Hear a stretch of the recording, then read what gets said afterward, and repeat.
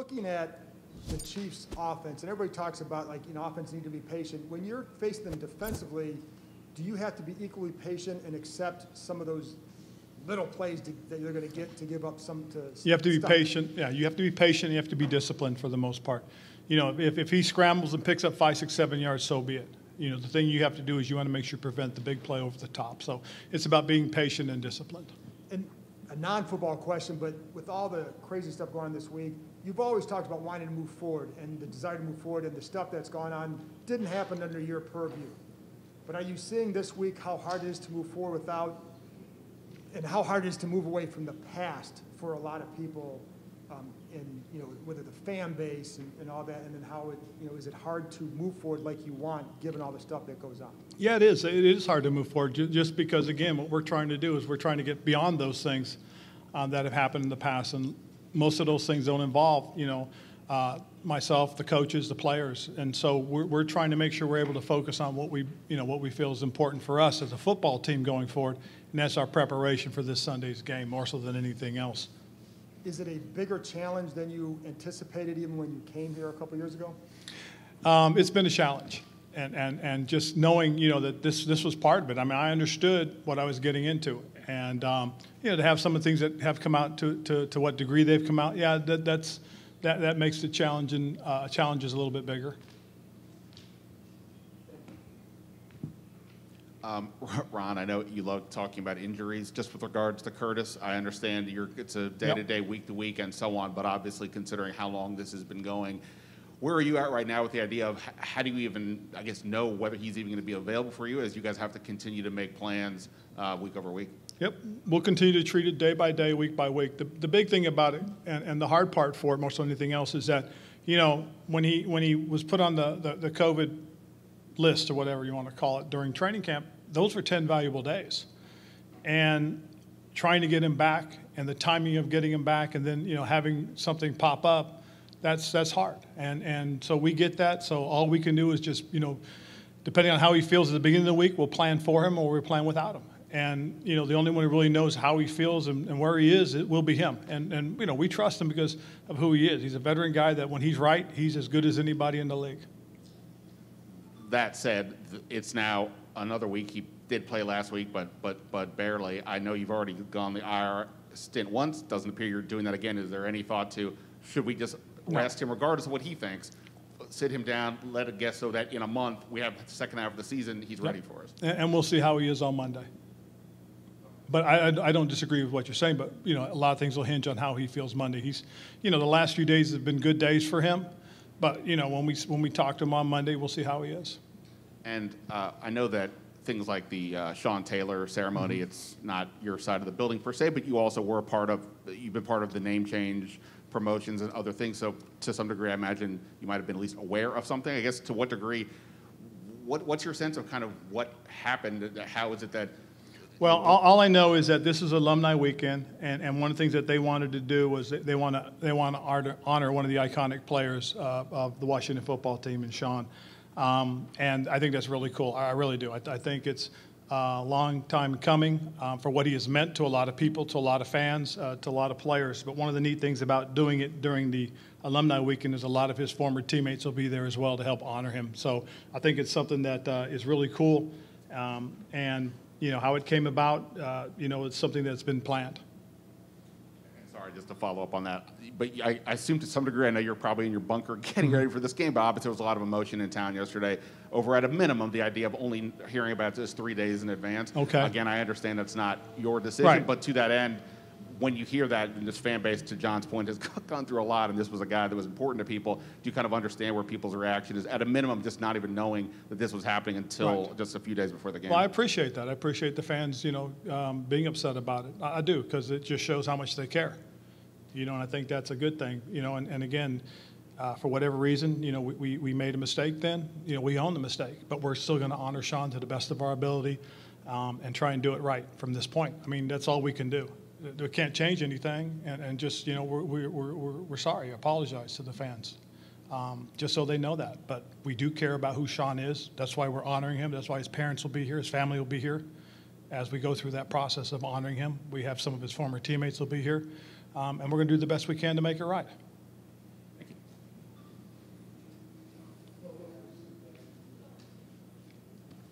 Ron, in talking to Andy, asking him, what did he learn about playing you as a coach when I think you guys played each other in 2012 and 2016. I said, what did you learn playing against him? And he said, you have to have a few creative things up your sleeve.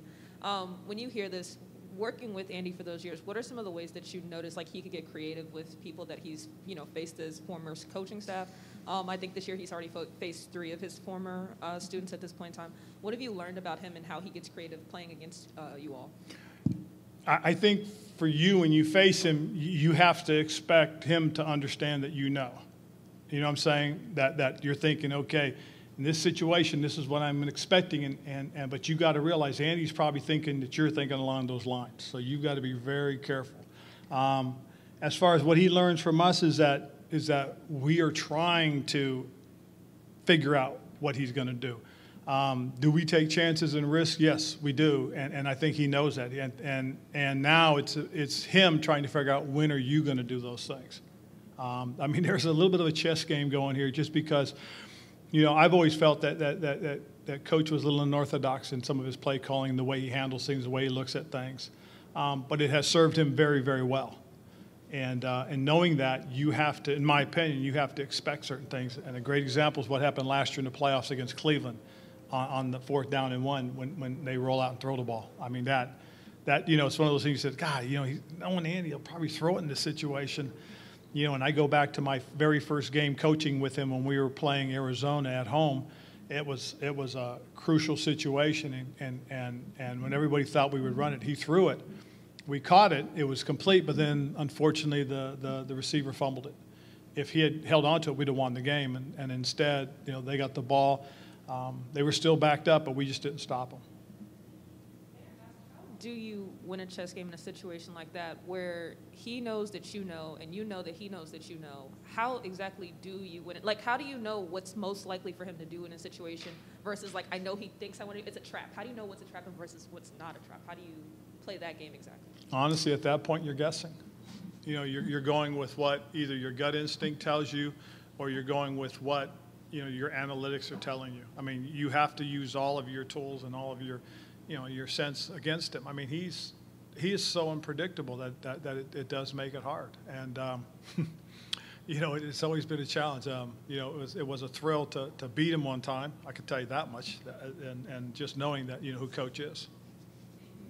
With everything going on in the last few weeks, I know a lot of it is from the past, beyond the control of the football operations, but does that magnify the importance of this game? Does it No. Is it more urgent for you guys to win, or?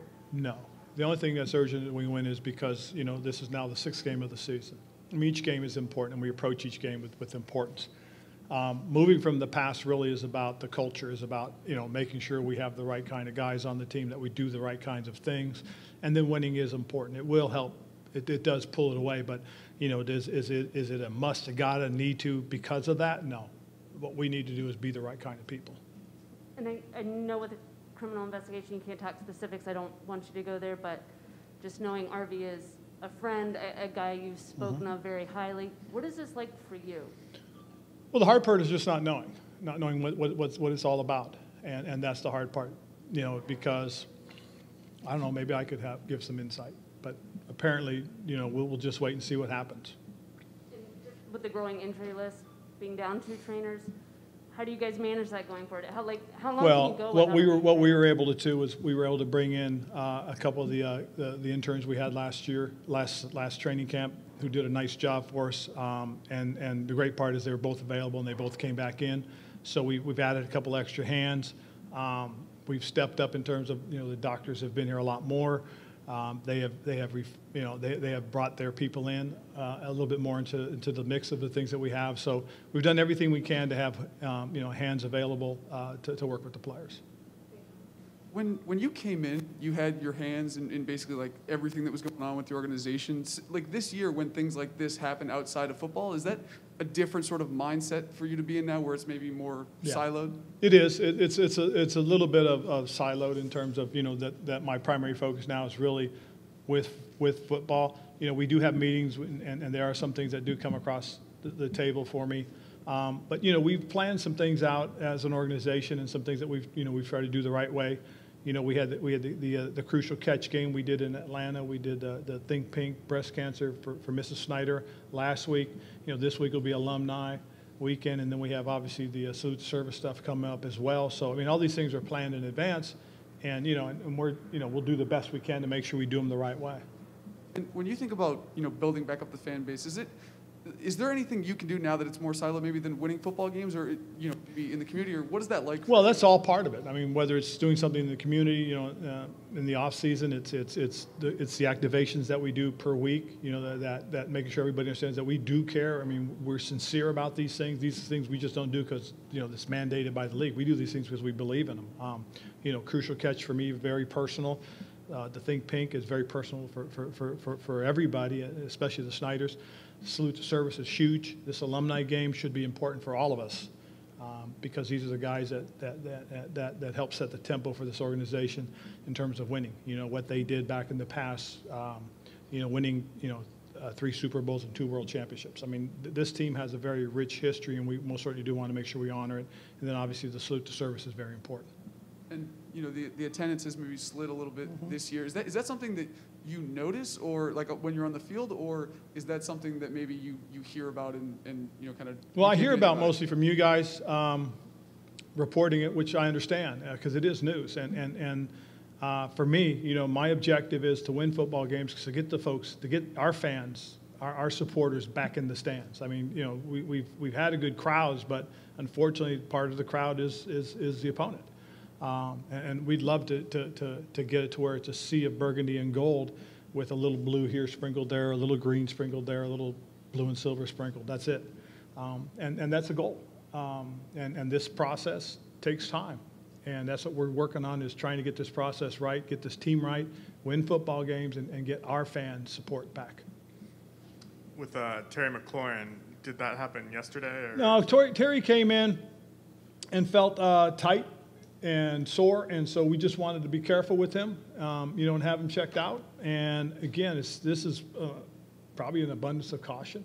He did all the walkthrough stuff, all the installation stuff this morning with the guys out on the field, and then we took him over to the field, had him work on a couple of things with our strength conditioning and trainers, and then he came back and watched the rest of practice, watched his position, and worked through those things. And it's obviously with him, you want to be careful, and so that's what we want to do. And truthfully, it was no different from how we would have treated any of our starters if we had concern. We wouldn't have had them come outside and do anything. I think this is an abundance of caution, and the nice thing is we got 2 days to make sure everything's fine with him. It's kind of like how you guys have handled Antonio Gibson's shin injury, kind of like the same thing. Yes. Were questionable on Friday. Yes, absolutely. Antonio did a little bit more this week than he did last week, to be straight with you on that. And that's important as far as the shin thing is for him, is that, it's about how he feels, and the better he feels, the more work he'll get, especially, and the hope is to get him to where on Fridays he's trending up, which he was this week, so we feel really good about him. Earlier this week, I asked you about Derek Forrest. Is he on track? Are you guys going to activate him? Or? Yeah, we're on track. Tomorrow we'll decide. The biggest thing, more than anything else, is we have 3 weeks to decide. And as we go through today, tomorrow, we'll see where we are with all the other positions, because we also got to look at where we are, with Sam, where we are with Logan. Those guys are all considerations. And with Fitzpatrick's rehab, just going back to that from earlier in the week, is he able to drop back and throw yet, or is he kind of in his rehab with Ryan Fitzpatrick? Oh, Fitzpatrick, I'm sorry. I didn't hear what you said. No, I'm serious. I really didn't. No, He's just going through treating his hip, and we'll see how things progress. Do you anticipate him being on the practice field, the side field at all next week or anything? Oh, I couldn't tell you that. Like I said, there really is no timeline with that. It's an injury. It's a serious injury, obviously, because we had to put him on IR, and we'll see how everything responds. I know he has an MRI coming up pretty soon, which will tell us a lot more. And just one more related to that. I know you said with Kyle Allen you didn't want Heineke looking over his shoulder, but when Fitzpatrick starts to get closer, are there things that Heineke can do to not look over when it's the guy that you started the season with? Mm-hmm. Just keep playing well. You know, that to me is the biggest thing. At the end of the day, guys, you know, when it does come time to cross that bridge and make that decision, there's a lot of factors that will go into the decision that's made.